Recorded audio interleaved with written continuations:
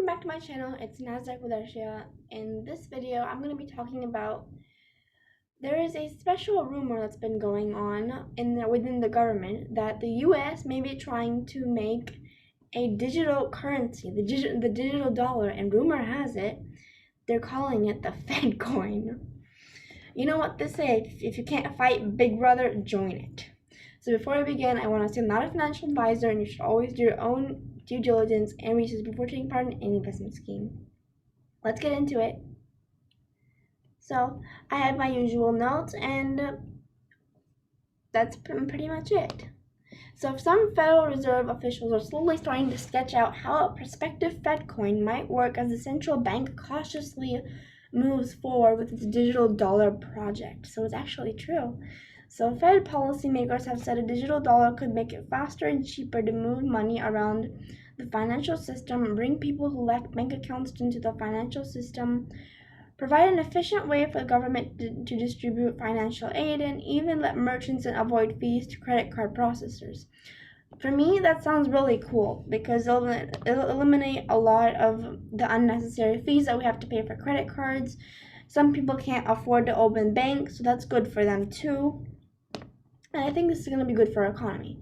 Let's read on this VOA News article. U.S. malls launching digital dollar.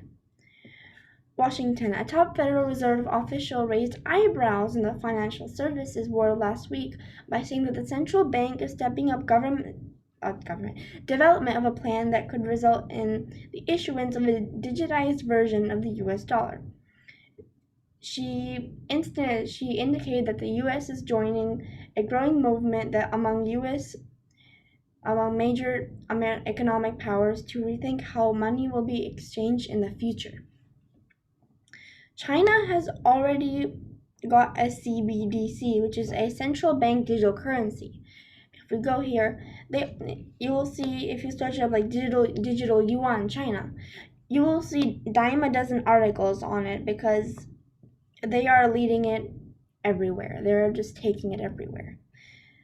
Could China's digital currency replace smaller Asian currencies? There's even an article about that. There is potential for a major CBDC like the digital yuan to replace smaller currencies. And facts and fiction. So ever since the rise of cryptocurrencies in the mid-2010s, some financial experts have theorized that the Fed is secretly working on its own cryptocurrency to rival Bitcoin and Facebook's non-existent Libra.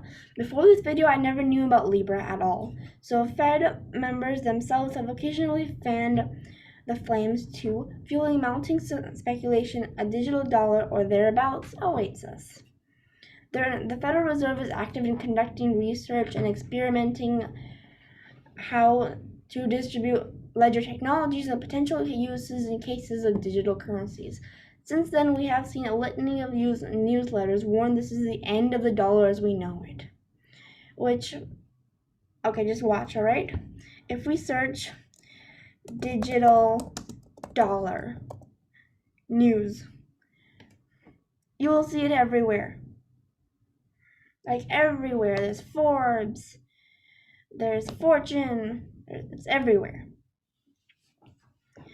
And yesterday we talked about the prospects of a digital dollar. It seems clear that the global governments will not allow non-sovereign forms of money to continue to proliferate. Which, guys, this means it's actually happening. And will the Fed embrace the de facto digital dollar? There are questions everywhere. Continuing on to our last article. Fedcoin, they're ruminating over it being called Fedcoin, potentially disrupting digital payments and altering the currency's landscape. A theoretical paper on central bank digital currencies released by 7 central banks and the Bank for International Settlements this week added even more fuel to the fire. But whatever the Fed eventually does, we rather doubt any of these spectacular scenarios come to pass. It all actually seems pretty dull to us. For me, this is slightly concerning. I'll tell you why.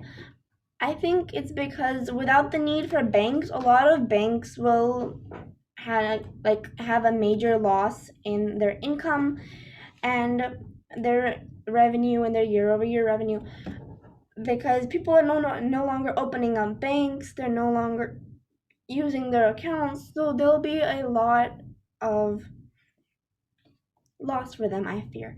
And also, the way most commentary explains the situation, the rise of Bitcoin and other cryptocurrencies revealed a huge global appetite for digital money.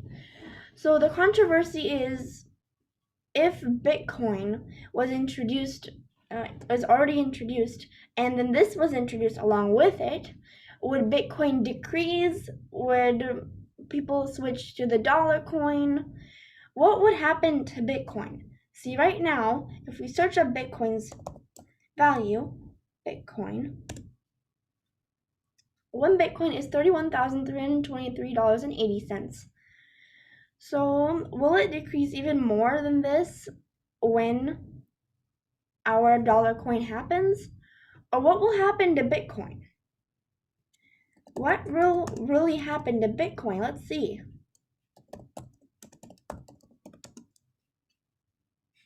Gosh. So I'm just really worried about what would happen to Bitcoin, what happened to the banks, what would happen to the economy. See, in India, we had a note exchange because of black money being occurring, like bribes, and it took a little bit of a toll on the economy. So I am worried about that. And there are many other issues that we are yet to discover, I feel. What will happen to Bitcoin if dollar coin arrives? Till that's happening. Yesterday, it seems clear that the global governments will not allow non-sovereign forms of money, and the Senate Banking Committee hearing on the digital dollar 2 weeks ago was not only a public exploration and introduction to the concept of a general bank-backed digital currency. The hearing was also used as a platform to publicly assassinate the viability of the private, bogus, in the words of Senator Warren, cryptocurrency market, Bitcoin, stablecoins, X. So we can already see that at this statement by Senator Warren, he or she believes that then this crypto market is not good. Our digital cryptocurrency, our US dollar, will only be good. So while this in mind, the Chinese government has continually tried to control the crypto market in China, most recently cracking down on cryptocurrency mining in the country. The U.S. Justice Department announced a few weeks that it has recovered $2.3 in cryptocurrency, the ransom collected from the Colonial Pipeline hack. Today, it was reported that South Korea seized almost $50 million of crypto assets from citizens accused of tax evasion. So I think that this ties into my previous video, like what will happen to Bitcoin's value. I think if it keeps rising and rising and rising, we will have less and less Bitcoin, because Bitcoin has a limit. See my last video above in the iCards above, and the iCards will probably appear within 1-2 minutes. It's not hard. So the benefits of private cryptocurrency market are being deconstructed by governments. And add to that, even after gaining traction, the private crypto market continues to be used primarily as a tool of corruption and speculation. With that, the chart setup argues for a typical bubble outcome or crash. People are worried about the crashes. People are worried, like, what if the government will have access to the purchases that we want to make in private, that we don't want the government to see, like personal items.